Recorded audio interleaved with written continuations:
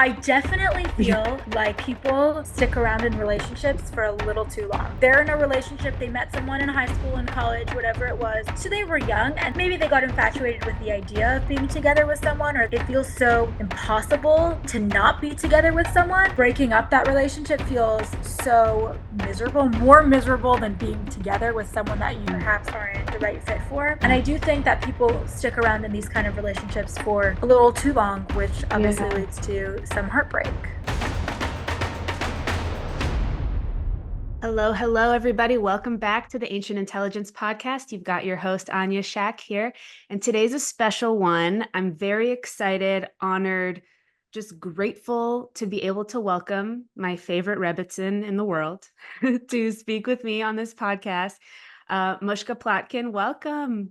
Hi, thank you for having me. Of course. I'm really excited, you guys. As you know, I mentioned this before. I have changed the format of the podcast in that I really only have guests on if I feel that they will further the conversation. And so I do a lot of solo podcasts, and whenever I get a guest on, I'm just really excited to dive in. And so y'all know me, meat and potatoes kind of gal. So we're going to get right into it. And so what I really love about Mushka, and she's just to share a little bit, and then I'll pass the mic over to her to share a little bit about who she is, what she believes in, and then we're going to talk about the purpose of marriage. That's what this podcast episode is about. I really want to get into marriage, especially from a Jewish lens, which we'll get to hear about from Mushka, because we just live in this time and place where marriage seems to be losing popularity. And I want to get into what the purpose of marriage is and what sacred union really means, so that everyone listening can start to kind of get inspired and think about these things for themselves. And so Mushka and her husband Mendy have come to Dallas recently-ish, a couple of years ago. And what I've experienced from them is complete love, support, understanding. No matter who we are, no matter who you are, there's just so much love. And Mushka really is the heartbeat of the operation that happens at the in-town Chabad. And for those of you listening that don't know, really, Chabad is all about when a rabbi and his wife comes into a community and really spreads the joy of Judaism to anybody that wants to be a part of it. And they do such a great job of this, and they bring so many people into their community. I'm someone that is lucky enough to be a part of their community. And so I just really wanted to bring Mushka on and have you guys hear just even a fraction of the magic and wisdom that I get to experience from this really wonderful woman. Thank you. That is so kind. Yeah. I was not expecting such an intro.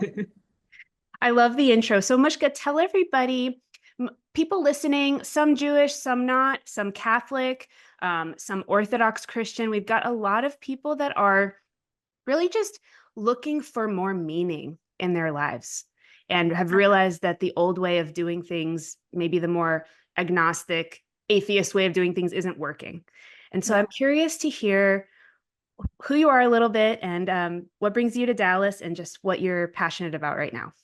Sure. So I grew up similar to my husband, actually, in an Orthodox Jewish Chabad, to be most specific, community, in a Chabad home, which really was, I would say, a unique experience.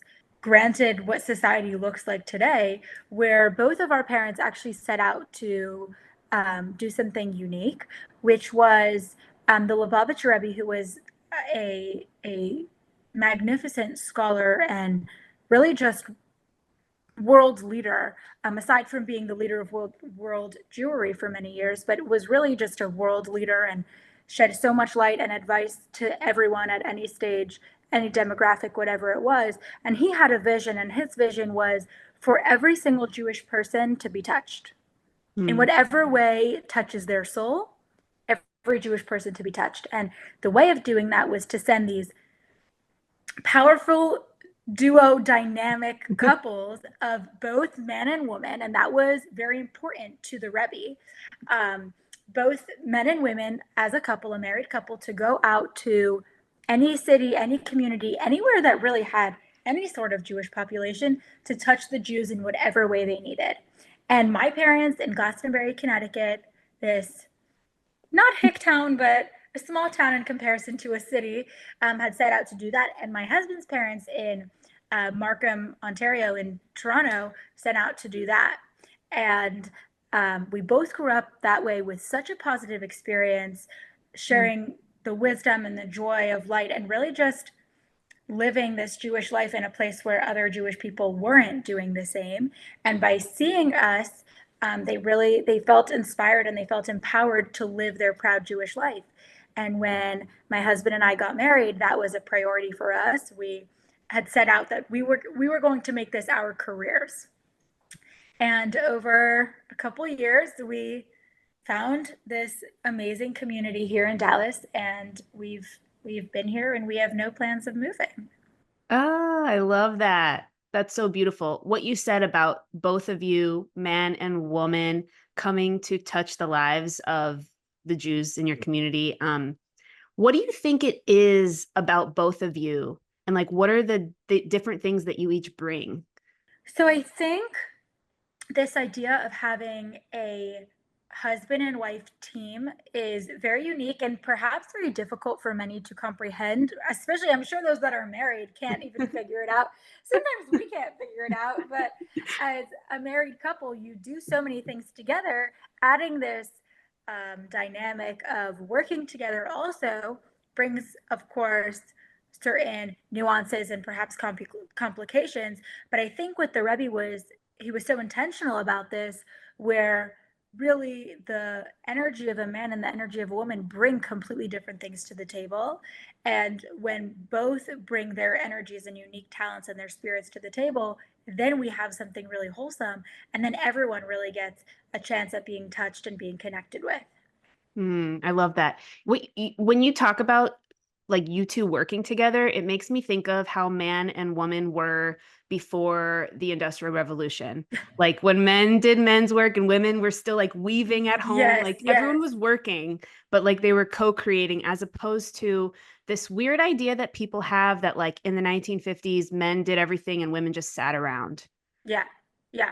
Like, why is that such a strong belief for people in their minds? That women should sit around. Yeah, like that's what if we go back, if we go into traditional dynamics between men and women, then women will sit around and men will do it all. Like that's what people think. Yeah. I think it's funny because my husband and I were literally debating this last night. And I have this feeling that actually it's a misconception of, it's actually it's a, both a male and female misconception of what the woman's role is or should be, even traditionally. Mm, Um, where I think the man's role is very much, it's it's easier to explain, it's easier to depict, it's easier to see because it's very front facing. mm, So the man's role is very public, it's very loud. It's easy to explain because we all see it. We don't really need an explanation. But oftentimes the traditional role of a woman was actually kept, I wouldn't say on the down low, but maybe behind closed doors of their own home. So, yeah, she was the homemaker, but she did so much more than just make the beds and cook the meals. But it wasn't something that was necessarily so easy to describe verbally, at least, because every family required something different. And, mm, if one child really took a lot of energy, she had to focus on that one child as much as she could because that child needed extra attention. Or if the home for whatever reason was in shambles, at that time, maybe she had to take care of everything involved. And I think something important to remember as well is men need a lot of support in the healthiest way possible. Women need a lot of support as well. But the way that a man supports his wife is very often by being out and working and doing that traditional masculine role. Where a woman, when she is supporting her husband, it's not always so clear in which way she does. Whether it's just making sure that when he leaves the house, everything feels right. Or if it means that he comes home to a certain energy or to a certain meal because he just worked very hard. But Mm. the woman's role is very much dependent on whatever is going on around her. It's going on about what's going on in her surroundings. Versus a man, his role is pretty consistent. Mm.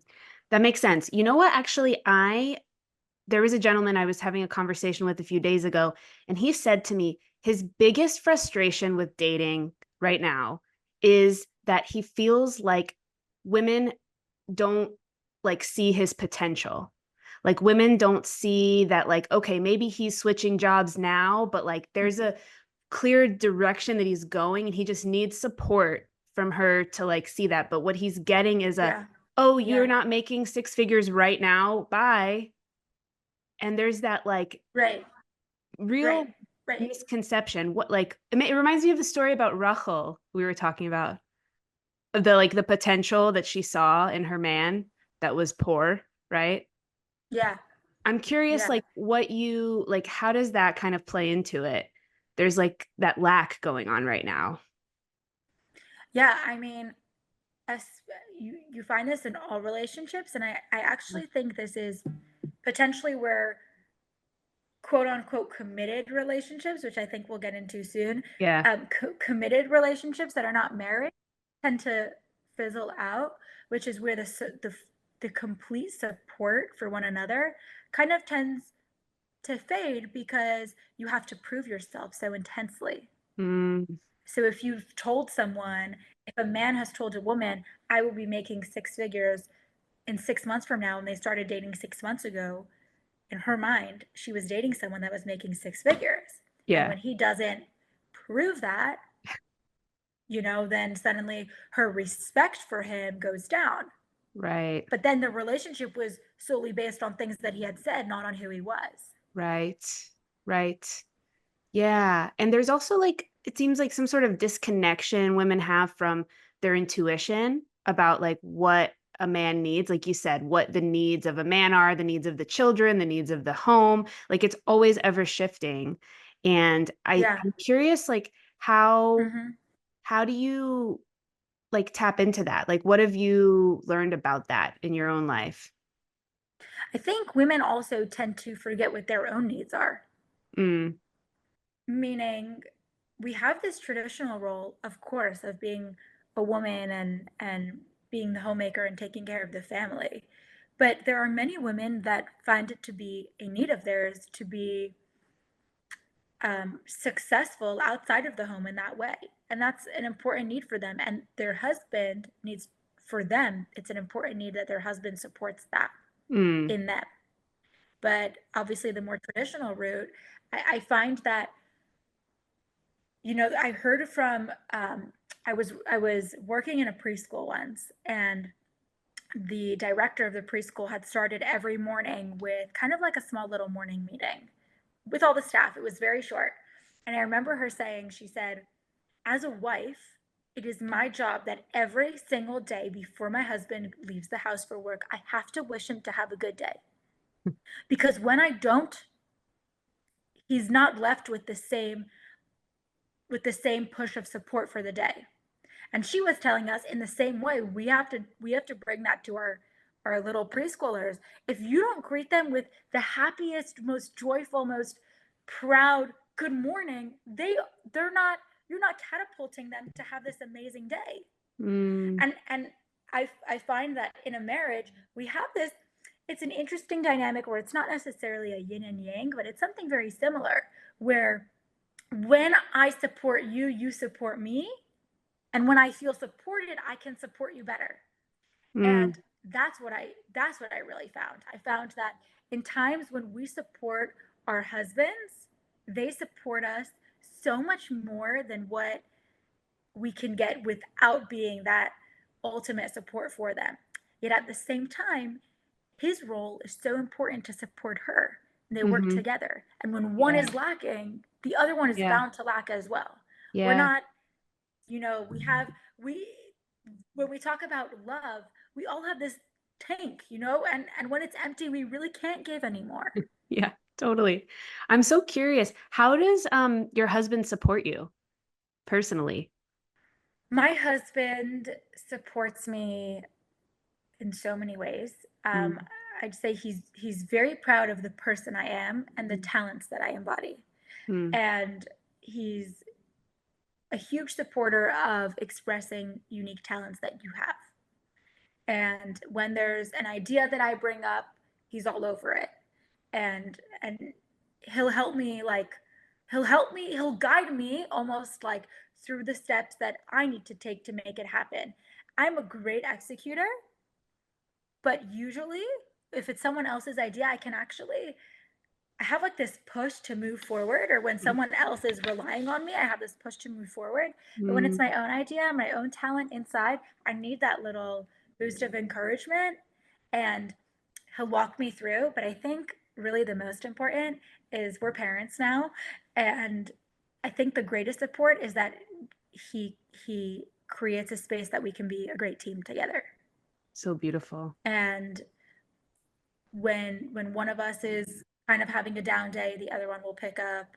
Um, if there's if there's ever a time that if there's ever a time that he's having a low day, I know my job is to fill that, and when I don't, there's like this hole inside of me, like I didn't fill that. I didn't give him what he needed.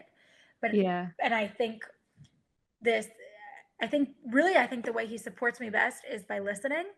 And when I get to tell him what I need, he will always pull through. Very beautiful.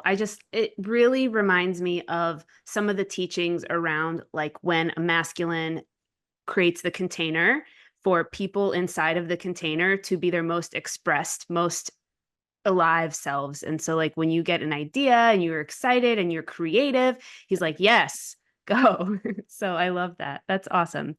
Um, Yeah, yeah, no, absolutely. it's so good. And then just, yeah, the support and the helping you execute. I think that's really powerful. And I think what occurs to me as you're speaking is, of course, that you both see that the whole of your marriage is greater than the sum of its parts. Like just you and just him, like something greater exists because you are together. And I Absolutely. I think that maybe modern people that are having a hard time with the idea of marriage don't see it that way. And I'm curious with that, like, Yeah. what in your view, like, what is the purpose of marriage?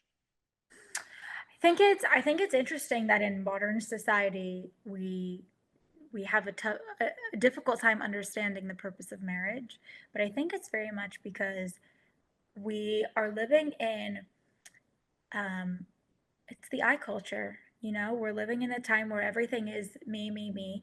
And I don't think it began in a negative way. I think it began it's the same idea of like self-care. Everything in its right place and its right time is fantastic, but you don't want your self-care or your self-worth or your self-understanding to be all of who you are, Mm, you know? So what I think from Torah's perspective, the Jewish perspective is pretty clear. In Bereshit, in the first book in Genesis, it says, "It is not good for man to be alone. I will make a fitting helper for him." This is the first verse that we see clearly written that indicates that companionship is the divine intention for humanity. And the mm, way we do that is through marriage. When we talk about a committed relationship, and I alluded to this earlier, when someone says, "We're not married, but we're committed," what does that mean? You're not married, but you're committed. What are you committed to, or who are you committed to? And why is that commitment not translating into marriage? There's obviously a certain level of commitment that you're uncomfortable with. And when understanding the purpose and really the source of marriage, I think it sheds a lot of light on why we marry, how we marry, and why the only form of a committed relationship is marriage. When Adam when Adam was created, the first human being to ever exist, he was created a single person, just alone on the earth. And it wasn't good. It wasn't good for him to be alone. mm, And what God immediately did was God took the rib of Adam, he pulled it out and he blew in air to Eve. And there we have the second human being, his wife. From that, we really understand that man and woman, husband and wife, are not, like you said, the sum of its parts.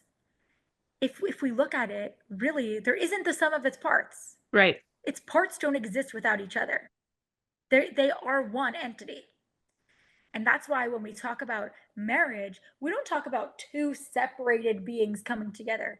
We talk about two halves of one singular soul. Mm. And if we really want to get into the intimate part of it, that's really why, if we see the way that man and woman are created, and on a very physical level, they were created to merge, they were created to come together. We are two halves of one whole. We fit together beautifully. And so it's not two separate entities coming together, but it's the reunion of one soul. They were just separated for so long.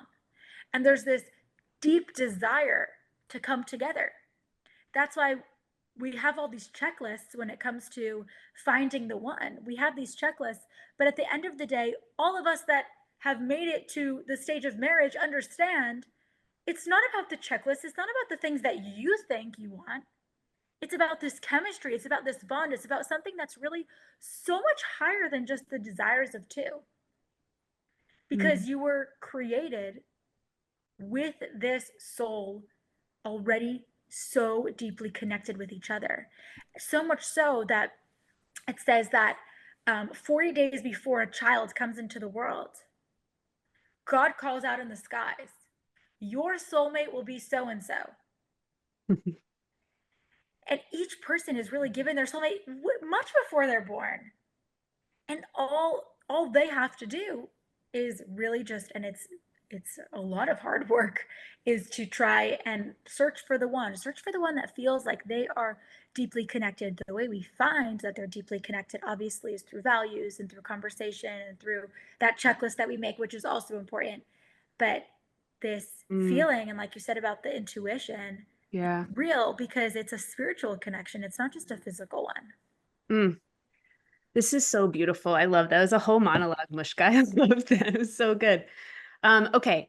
What occurs to me to ask you right now is, I think, something that is present in society. So I think everyone has this deep yearning, like deep, deep yearning. Then I think we have wounding and difficulties and abuse, and we have a lot of women that find themselves in relationships and they don't feel listened to, seen, supported, heard. And so they think that, well, that's what union's like, so I guess I won't be a part of that. And you and Mendy talk to so many people in your day-to-day lives. Like, what would you say to someone who, like, has lost the belief in that kind of soul union being possible? I think there's a difference between someone that hasn't found someone that they felt connected to and someone that is feeling this sense of turmoil within a quote unquote committed relationship. The one that hasn't found it, we really have to dig deep into faith and understanding of God's plan, and being our best self to attract the one. And to it's a lot of self um, it's a lot of self work. It's a lot Mm, of looking to ourselves and introspection and figuring out who we are, what we really need. Maybe we can't find the one because we're looking for something that doesn't really align with who we are. mm, Maybe we're looking for someone who um, is at a certain space, be it career wise, be it be spiritually, be it be physically, mentally, or whatever it is. And we are not actually there. So we're looking for someone who isn't compatible with us at this time. Or, maybe it's just so freaking hard. mm, And that's something that is also important to come to understand. yeah. But then there's this other dynamic where someone is in a relationship already. I was just talking to someone at dinner the other night. There's being lonely before you're in a relationship, And while you're looking for the one, there's being single, the single form of Right. lonely. And then there's being lonely within the context of a relationship, and they don't even compare. Yeah. When you're lonely, but you're not alone, it's so bad. And it's so much harder. Because when you're single and you're lonely, you know the solution is finding the one, finding a person to bring you love and companionship and whatever it is that you're craving. Versus when you're in that relationship that you were craving for so long and you finally got there and then you get there and you're like, oh, not this is not what I wanted. This Yeah. is not what I intended. This is not where I thought it was going. Yeah. And that is where understanding what a marriage really is and understanding who we are within the marriage and understanding where this marriage is heading, that's where we have to focus. So it's going from focusing on us as a singular entity to going to focus as us as a unit. It's Mm, not me and you, it's me and you within this unit. mm. Because me at work, I am one way. You at work, you're another way. We are separate entities, but when we come to work on our marriage, and obviously this is the cliche, but it's not me versus you, it's us against the problem. Yep. Not necessarily is the problem doesn't look the same in every relationship, Yeah. but it's definitely coming to this point of togetherness to really work through whatever it is that has to be worked through. That's so beautiful. What do you think when you look around and you meet people? Like, what do you think are some of the biggest mistakes people are making in those first few years? I think a huge mistake that people make is looking for someone that almost like forgetting the word, but the almost like looking for someone that they um, not wish that they could be, but they want to live a life that looks like that person's life, but it's really not theirs. I'm forgetting the word, um, but it's maybe you can help me out on like Like they pedestalize or admire or it's they almost like admiration, but it's like it's they're just like they're they just think their life is going somewhere that it's not because they're not being authentic with themselves. oh, they're getting like caught up in the glitz and glamour of what they think their life is, but it's not real Sure, or what they would like their life to be to in the be. future. I think there's a lot of not really being so in tune with ourselves and our needs. Yes. A lot of looking for the glitz and the glam is also a huge part.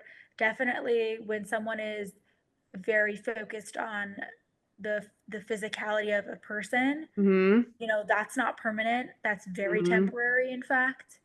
Um, that's but I think that the greatest issue is really about emotional awareness Mm. and about healthy forms of communication. Yeah.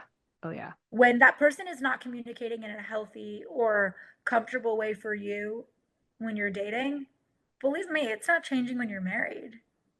Oh my gosh, absolutely. I by the way, I'm reading Robert Greene's Laws of Nature right now, and it's just so fascinating. Like time and time again, people buying into the confidence someone Oh like yeah. Oh expresses yeah. when really they're the most insecure, anxious person that can't communicate. Oh yeah. Oh yeah. And then they get married, and then like, what? I Yeah. know. Yeah. So Yeah, anxiety is a huge one, and I don't know whether it's new or whether we have a newfound word for it now. I'm unsure, yeah. but anxiety is a huge one, and this idea of having anxiety before marriage about a relationship and walking into the relationship with those feelings, you Yeah. know, any emotion that one has while dating Yeah. or while engaged or whatever it is throughout the process, it's important to really pinpoint what's going on and really give it all the attention. Emotions are emotions are telling us exactly what's going on inside of us. We have Hmm. to listen to them. So major. It's so frustrating how we, like, even myself, it took me a long time to not second guess my feelings about things. It's like, oh, Yeah. must not be, that must, oh, I shouldn't worry about how I'm feeling about this. The words they're saying make sense. So I'll go with the words. But like in reality, I already knew what the truth was about this whole situation. Yeah, yeah. Oh, I definitely feel like people stick around in relationships for a little too long. Mm, They're in a relationship. They met someone in high school and college, whatever it was. So they were young, and they kind of, maybe they got infatuated with the idea of being together with someone, or it feels so impossible to not be together with someone mm, that breaking up that relationship feels so miserable, more miserable than being together with someone that you mm, perhaps aren't the right fit for. And yeah. I do think that people stick around in these kind of relationships for a little too long, which obviously Yeah. leads to some heartbreak. Yeah. Makes sense. Makes sense.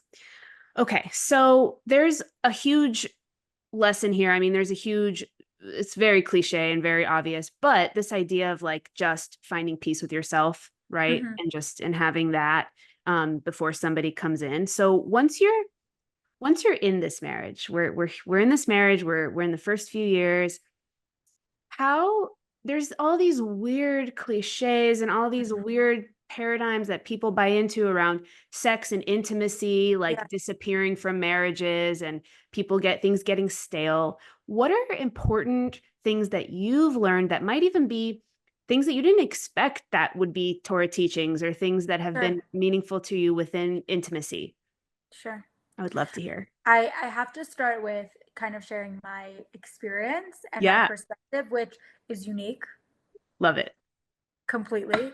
Um, Growing up as an Orthodox religious Jewish woman, I grew up in a community where experiencing physical intimacy before marriage was not really on the table for me. Hmm. And I have to say, I was very comfortable with that. It was never something that I disapproved of or disliked or fought. I was very comfortable. And even from a young age, I was grateful for that. I didn't know how grateful until I got married. Where when I got married, actually, when I got engaged, and it's very common to have a shorter engagement for this reason, because obviously, when two halves of one soul are uniting, the physical part is so important. And like holding back from that physical part isn't really healthy anymore at that part of the relationship. So we kind of speed up the process so that we get to a really healthy and united place. Um, Yeah, love that. and so my experience was obviously that my first time experiencing physical intimacy was with my husband, and it was on our wedding night. And I have to start with saying that I think that was the greatest blessing for our marriage, and potentially for any marriage if one gets to experience that. Mm, When it comes to physical intimacy and sexual intimacy, we experience, especially in this day and age, a lot of pressures and a lot of expectation, be it from other people or from things that we've seen or from anything. And I don't have to say this, everyone knows how detrimental this can be, but it poses such deep challenge in a marriage because when one gets married and their first lover ever is their husband or became their husband, you you had a very lucky experience where you only experienced this level of intimacy with one person. And when you've experienced this level of intimacy with other people, I mean, I can only imagine it takes so much time for the mind to clear of any past experiences. And I'm not sure that it's even possible. But that's not our focus. Our focus is once we're in this marriage, mhm, right? So we're in this marriage and we need to create this deep sense of intimacy. And in Judaism, when we talk about intimacy, Jewish intimacy, holy intimacy between two Jewish people, between a couple, between a husband and a wife, there are different parts. We have this psychological intimacy, emotional intimacy, spiritual intimacy, and of course, physical intimacy. And where other religions, and I believe secular culture as well, um, believes that physical intimacy is something that we kind of throw around. It's something that's casual. It's something that doesn't hold this level of sacredness and importance. mhm, Torah believes very differently. Judaism mhm, believes so strongly that the union of a husband and a wife entails so many different categories of intimacy, one of them being physical intimacy. And when we reach this level of physical intimacy, it is the holiest place that a husband and woman can be. Mm. That is why we actually refer to the bedroom of a Jewish husband and wife as the holies of holies within their own home. Because what happens in a Jewish bedroom, what happens in a holy bedroom is sacred, it's holy, it's magical. You can't even, words do not even describe what level of connection a husband and wife are feeling at a time when they are so deeply connected with one another and their only focus is each other. Mm.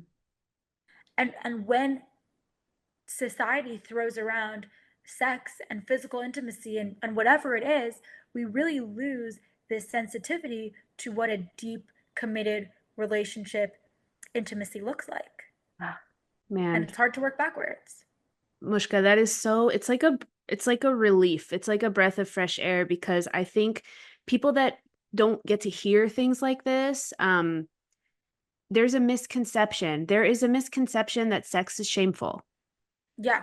That shows up a lot in many circles. I've heard of so many Catholic friends that like grew up thinking sex was shameful. Yeah. And Yeah. it's just unfortunate because what you're talking about is like I think the Holy Grail. It's what people want. Yeah. Yeah. No, in Judaism, we truly believe the opposite. Mm. There's absolutely no shame in sex. In fact, there would be shame in lack thereof, Mm. if anything. I mean, Yeah, not really to shame any relationship because obviously every relationship has its own dynamics and its own ups and downs and ebb and flow and all sure. of it. Sure. But the truth is, it is it's deeply rooted in what a Jewish marriage is. It's written in the marriage document how important it is for a husband to physically please his wife.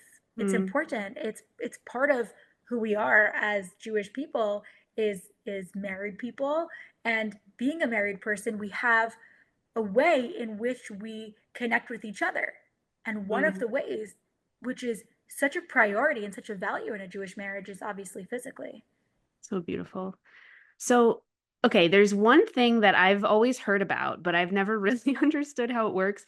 This whole notion about like not having sex for 2 weeks of the Yeah, month or yeah, like yeah. how do Oh yeah, you let's get into it. what is tell me about what that is and like how it works because I think it's interesting. Sure.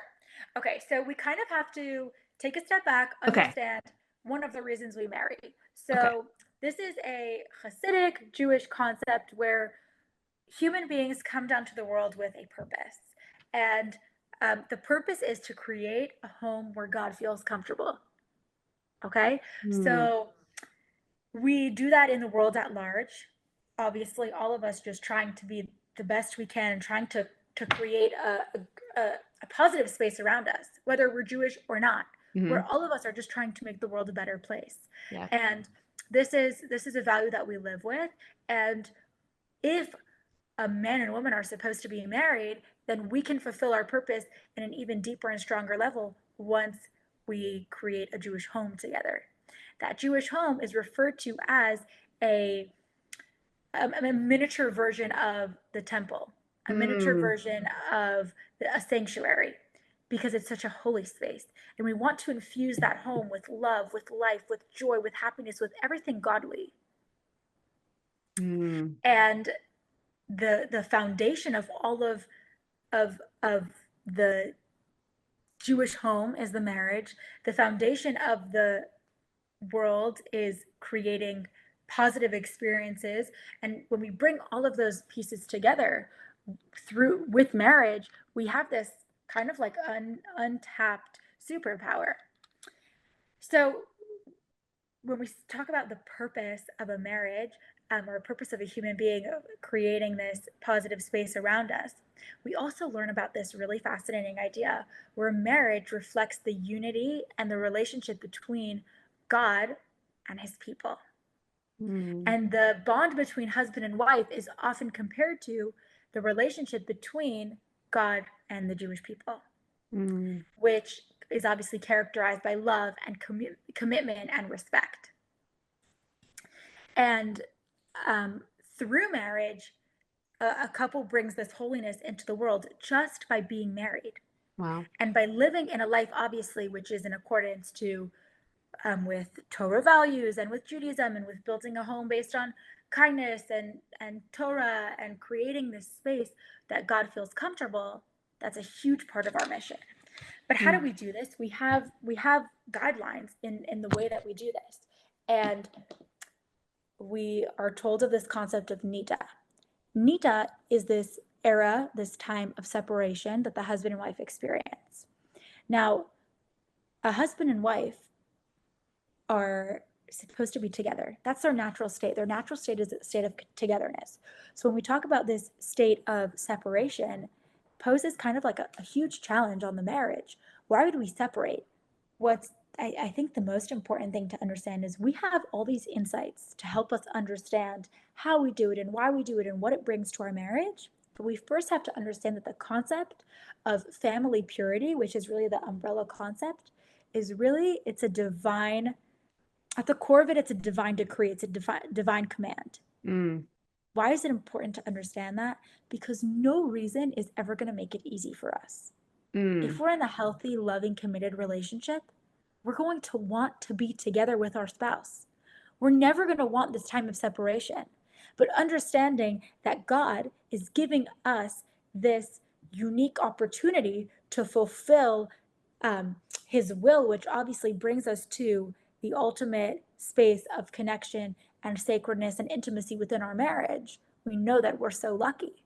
So what is the separation? Yeah. So the first time we hear about it is in Leviticus. What we hear is we have this idea of separation, which is followed by renewal. What is that?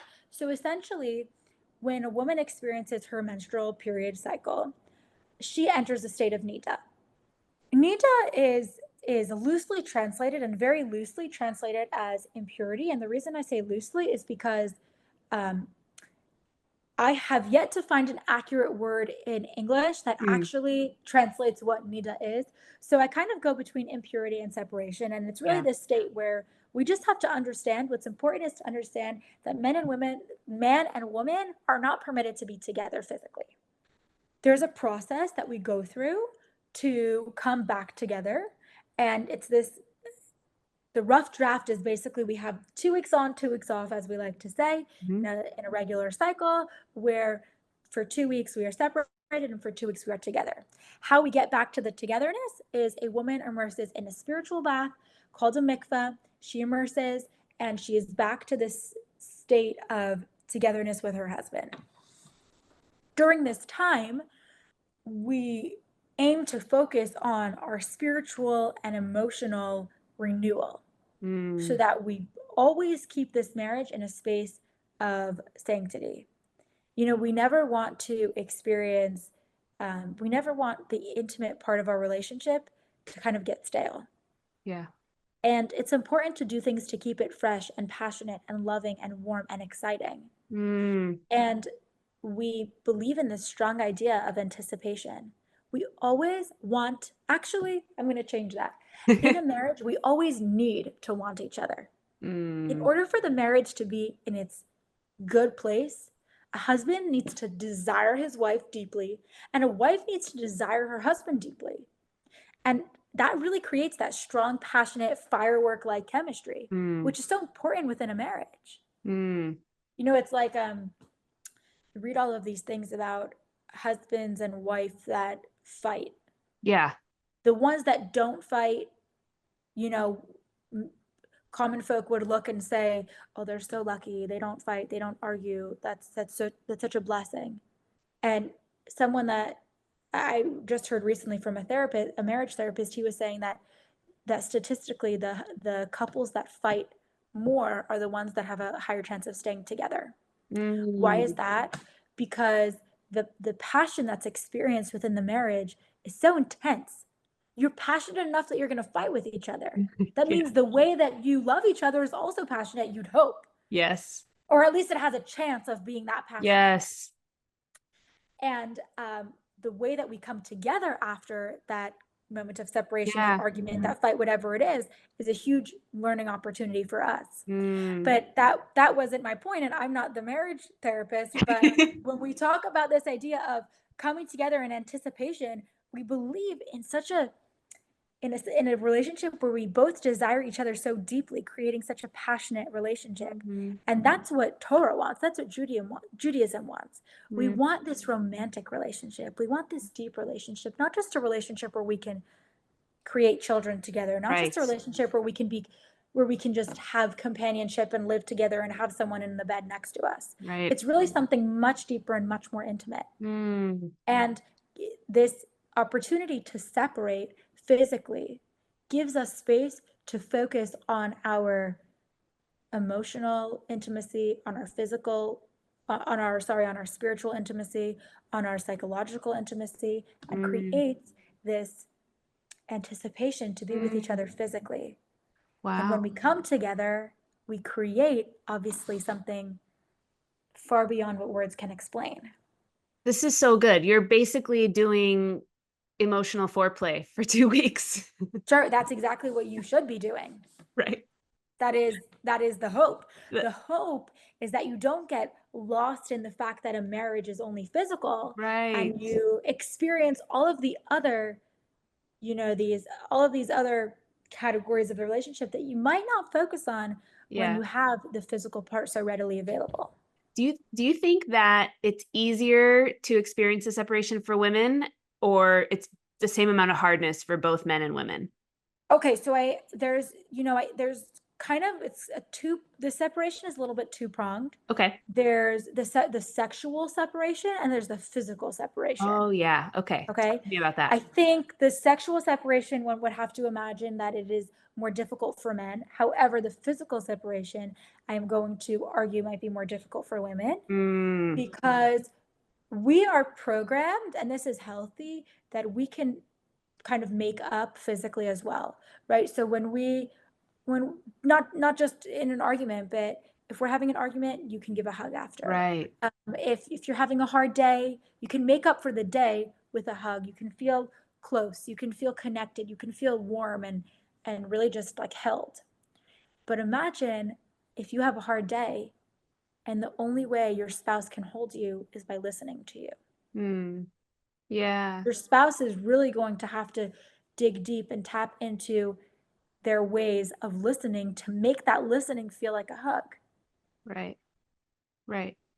So we really have to work on those parts. So I think men and women definitely experience it differently, but I think Mm. I'm sure it goes in stages. I think different couples work differently and different couples at different times obviously have different Yeah. dynamics.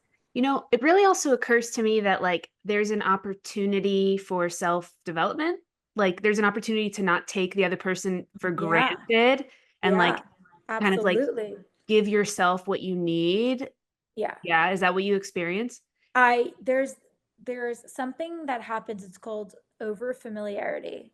And it's important to take a step back. It's important, yes, there's a lot of as a human, we're ready to band-aid things with physical Mhm. touch, which is okay at many times. But obviously, yes, I think you're so right. We have to Ugh, it's a time for self-introspection. It really is. Obviously, it's a time for marital introspection, but you're two halves. At the end of the day, you're two halves of one whole, but you're two halves.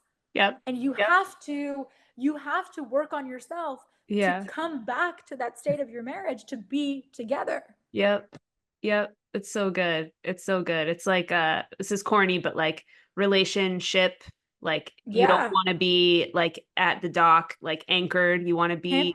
voyaging. Yes. Yes. Yes. Yes. That's so Absolutely. that's so good. I feel like people nowadays, I mean, how many people have I heard say, like, "Oh, I'm not so crazy about this about so and so, but the sex is great." And they just stay together because 'cause they're using sex to Oh Band-Aid yeah. these Oh yeah. relationships.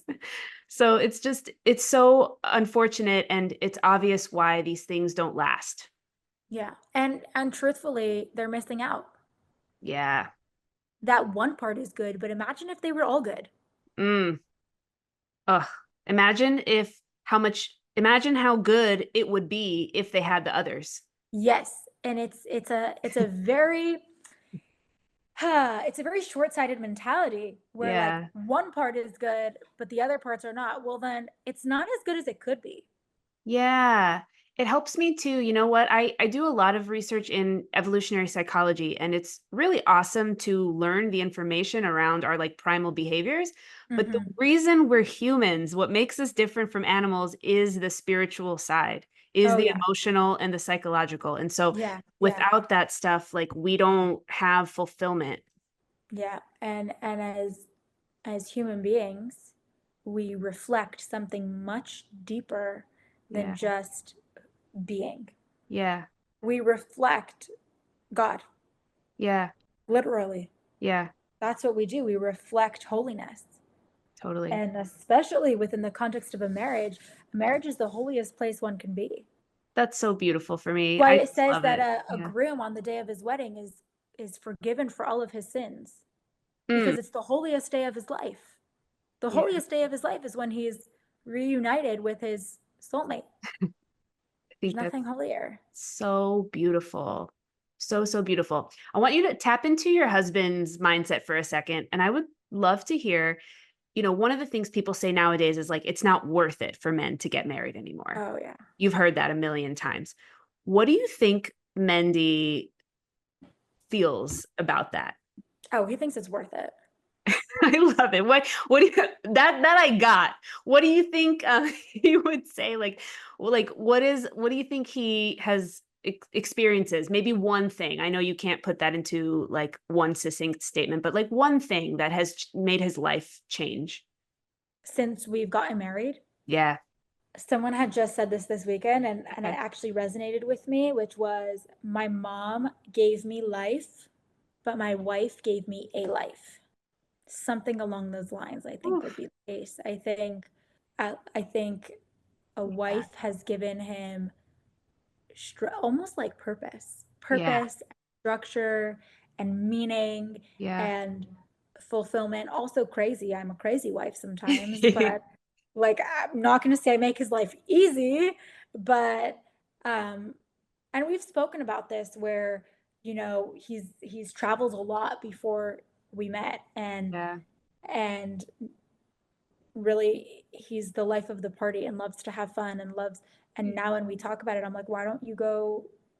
He'll mention that he wants to go somewhere with me. I'm like, why don't you just take a trip with your friends? He's like, I don't want to anymore. Like it's different, Yeah. Yeah. and there's something that changes. There's a certain like, Yeah. and in our marriage, fun is a very important aspect, and Yeah. creating like bringing that humor and that fun and that joy of life.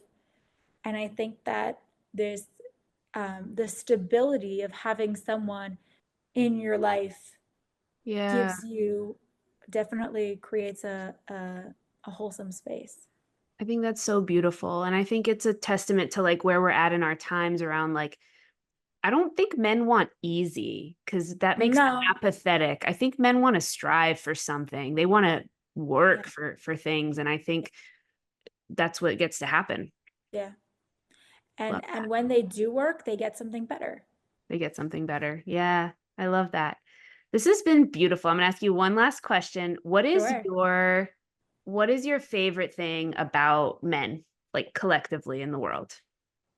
I love that men are not afraid to share their success. Mm, just like a man would. I did a long pause there so we could like let that statement land. Sure. Um, I feel that so deeply. I was actually writing about that in my newsletter today. I was like, it's so hard for women. We just have less self-esteem. We suck about that with things like that. Yeah. Yeah, they're so good at that, and I'm in awe of them with that. Yeah, I admire this idea of being outwardly confident, yeah, even though people might view it as arrogant or cocky or whatever it is. yeah. Better than the alternative. It's better than the alternative. I admire the hell out of that as well. I love that. Yeah. Mushka, thank you so much for all of your beautiful wisdom just about Thank you for marriage. And having me. any last words you want to say to the people that got to meet you for the first time? Never settle for less. That was what my husband told me when we got engaged. If there's something that you want, as if it's a level of intimacy, if it's a level of connection, if it's a level of understanding of your spouse, of your soulmate, whatever it is, seek it out, and the harder you work, the better it will be. Beautiful. Nothing good comes easy, but it will come if you work hard for it. Love it. Beautiful last words. Thank you so much. Hope y'all have enjoyed this awesome episode. Until next time. Hello, everybody. You got your host, Anya Shack here, and I hope you've enjoyed this episode. I am so excited to be here and sharing my wisdom, my truths, all the research I do from pop culture to science to evolutionary psych to really come together and bring y'all the information that men and women really need to understand themselves better and to understand what the other needs better. This is my mission. This is something I'm so passionate about. So if you've gotten some value from this episode, please, please, please share it with someone you know. This helps me grow the podcast, and that is exactly what I intend to do this year. Sending y'all so much love.